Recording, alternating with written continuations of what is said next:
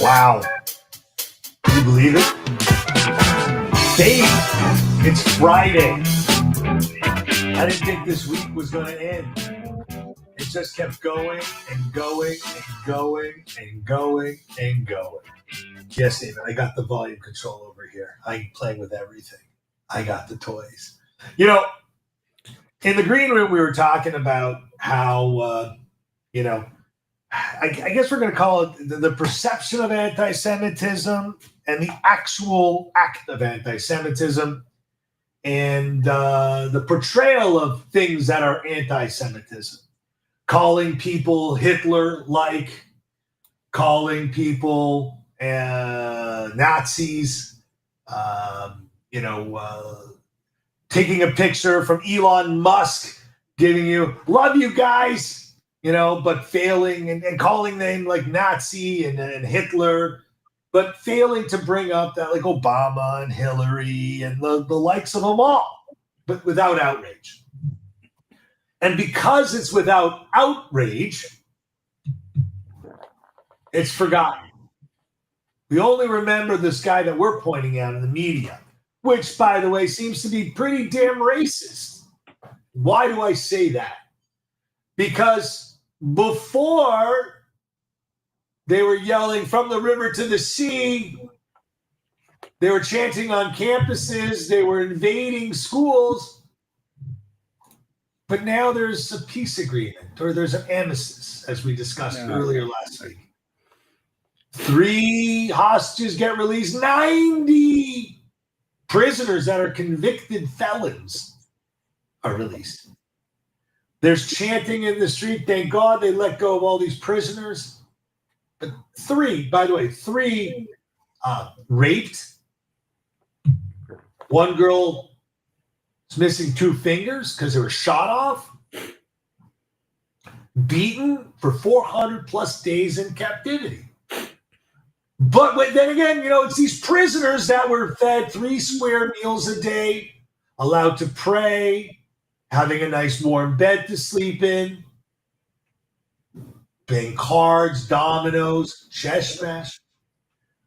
But the real prisoners, the ones that were abducted on October 7th, it's being diminished. Welcome, everybody. That was a really long intro that I really didn't quite want to stop at, and David let me go because for the few times I'm actually saying something he agrees with. The Rant Network is a go-to podcast with unfiltered, unapologetic discussions. It's hosted by, again, myself, Stuart Brisgell, and that's David Sullivan. And we tackle a diverse range of topics with very candid conversation and bold opinions where it's lacking, pretty much. Whether it's breaking down the latest headlines, exploring pop culture, debating politics, or delving into the complexities of modern life, this is a platform for every perspective. Grab a seat, settle in, and join us on this journey, another thought-provoking rant. Welcome, welcome, welcome, where your voice matters. David, I know that you're articulated over the last 400 plus days since October the 8th, your disdain towards the media and the portrayal of this so-called freedom-fighting Palestinians and the release of our hostages, and obviously my disagreement with the process, because that's only going to prolong this nightmare. But David, I'm going to give you at least 10 minutes today. So. Oh, thank you so much. All right, folks, let me ask this question, because Stuart kind of didn't. He got you there, but let me finish the question, and then I'll go into it. When will the world admit that this wasn't about saving Palestinians, but about anti-Semitism? When will the world finally admit that all of this propaganda that they've been shoveling, from media to politicians to the entertainers, is really about anti-Semitism? And I'll give you a few examples, folks, because, when you listen to the hypocrisy, the contradictions thrusted by Hamas, that, of course, the media just reports without question.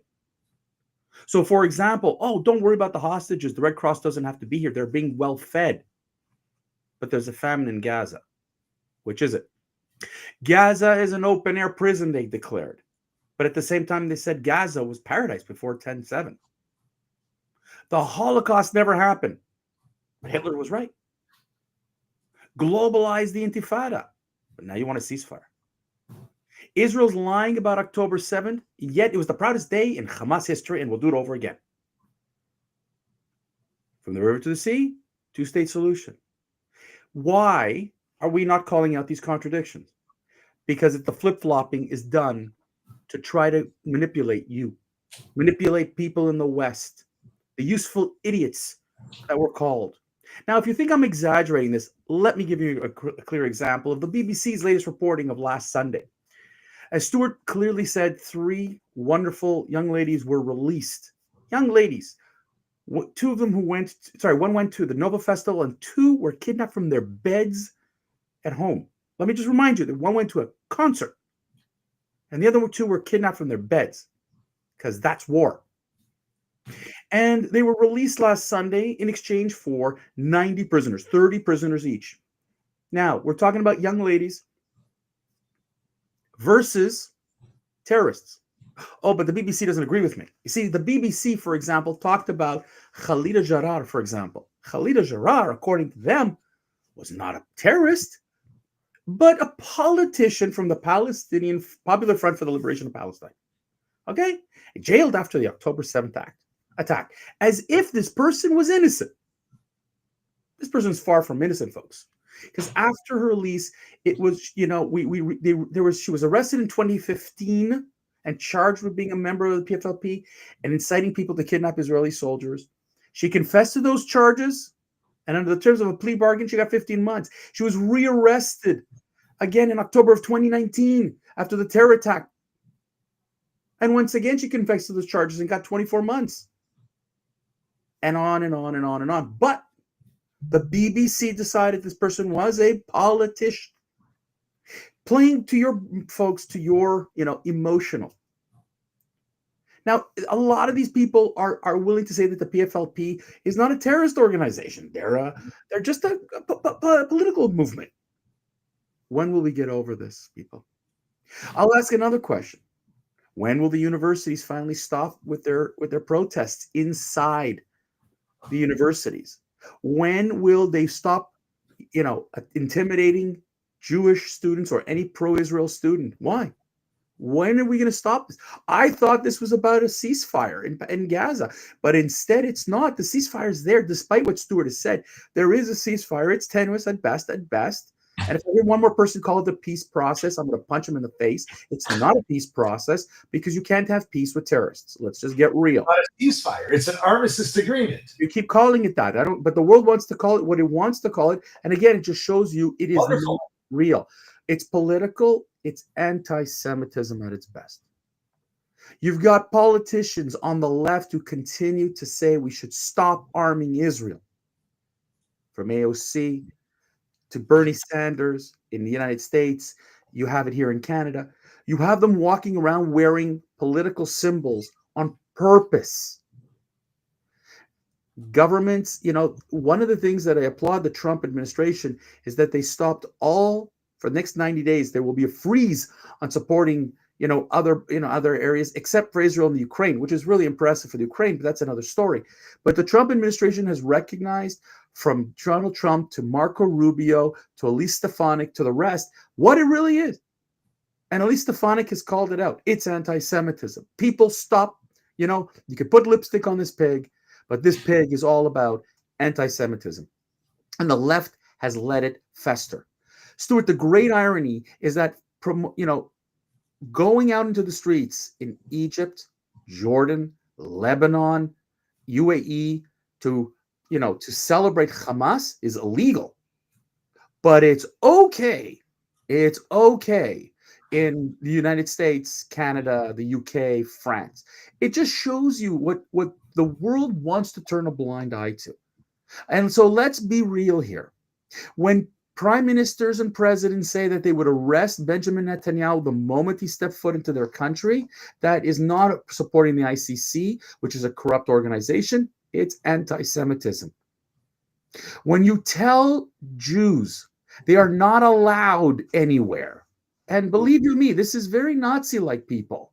Okay, tell Jews they're not welcome. They can't participate. That is anti-Semitism. Please tell me how that helps a child in Gaza. It doesn't.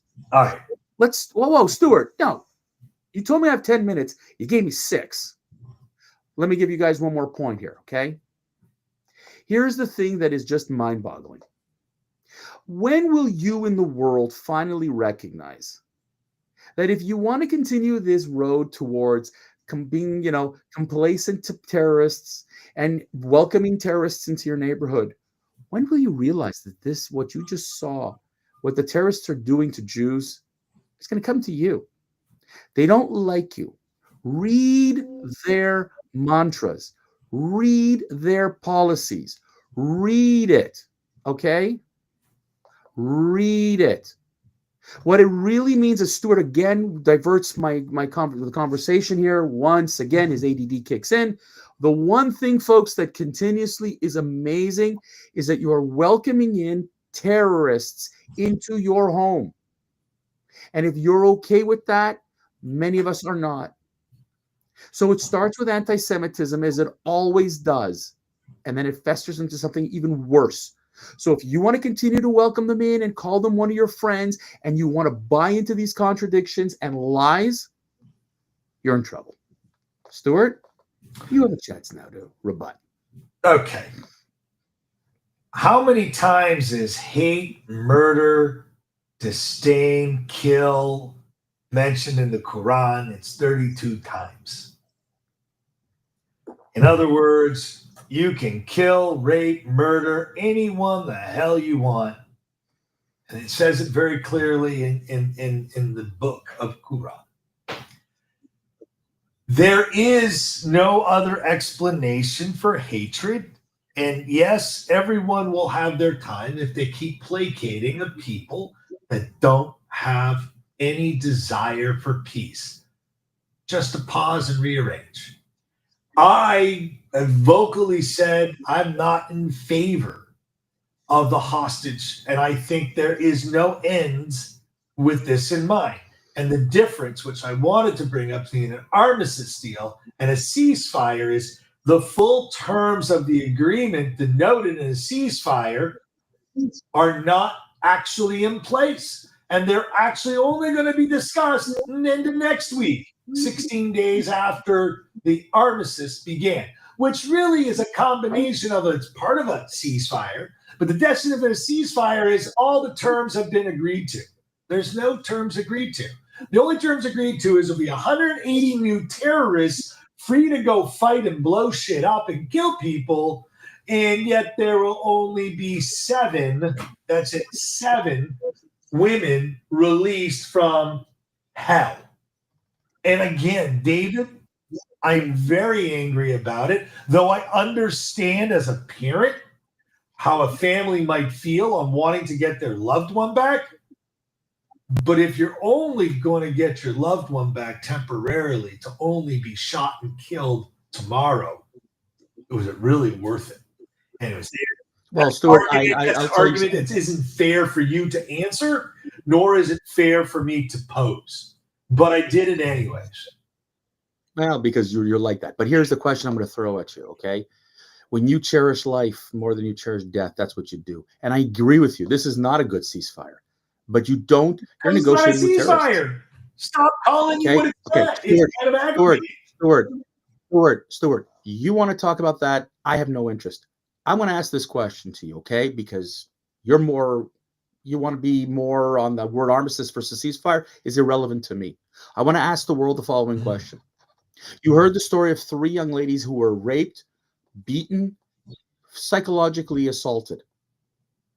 Where's Michelle Obama to and all the women's movements? Where are all you Me Too people screaming and yelling against this kind of thing? Where's the United Nations to talk about women's movement, to talk about how this is wrong? Where is the Red Cross, the vilification of the Red Cross for bad treatment of hostages? If this is war and they're prisoners of war, there are rules to prisoners of war. But yet, it's quiet. So while you want to focus on a word, I want to focus on a bigger problem. And that is, when will you call it what it is? You're a bunch of anti-Semites. And for people to sit there and focus on Elon Musk's, and I'll bring it full circle to where you were. When you focus on Elon Musk and that Elon Musk did the Nazi salute, and that's what you want to focus on, you people are missing the point completely. I don't care if you're Jewish or not Jewish. Stop it. You're looking for excuses. Look at the bigger picture, people. And the bigger picture is that there's a war in your backyard. And if you don't stop it, it's going to explode. And the permit anti-Semitism allows you to permit and to validate other things. And that is my message for today. Well, thank you, David. And that brings this rant to a close.